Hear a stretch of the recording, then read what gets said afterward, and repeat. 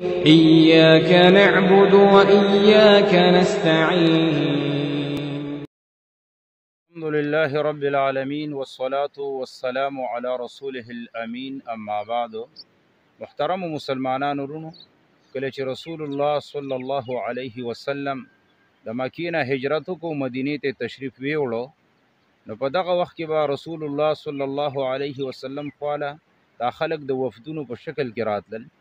نو په دې مدینه کې یو کس و چې د هغه نوم عبد الله بن سلام رضی الله تعالی عنه، چې دا په یهودو کې یو لوی عالم و، د تورات عالم و.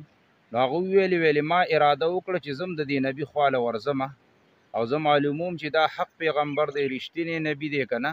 هسې دعوه کړې ده او وایي چې کله زه رسول الله صلی الله علیه وسلم خواله ورغلم او مخامخ شومه، نو ما ته پته ولګېده د هغه د مخ مبارک نه چې دا یقینا چې رښتینی او حق پیغمبر دی او دا دروغجن نشي کېدلی.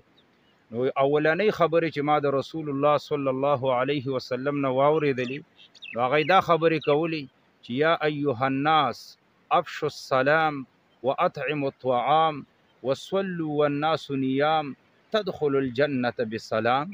رسول الله صلی الله علیه وسلم وفرمیل چې ای خلکو، دا درې صفته په ځان کې پیدا کوي پس د ایمان پس د اسلام نه، نو الله به تاسو په سلامتی سره جنت ته داخل کی.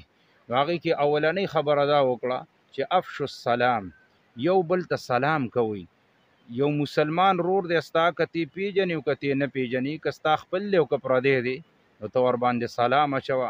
دا یو ډېره مبارکه تحفه او ډالۍ ده. دویمه خبره یې وکړه واطعموا الطعام، کم چې فقرا دي، مساکین دي، یتیمانان دي، لکه نن سبا سیلاب زدګان خلک دي ډېر محتاج دي، په دوی باندې د خپل وس مطابق خرچې او خوراک کوئ.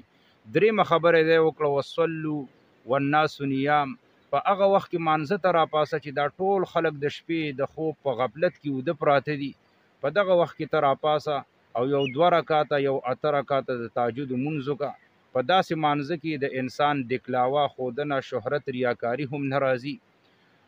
او دې نه پسې وفرمایل کله چې دا صفات تاسو په ځان کې پیدا کړئ تدخلوا الجنة بسلام، نو الله رب العالمین به په سلامتیا سره تاسو جنت ته داخل کی.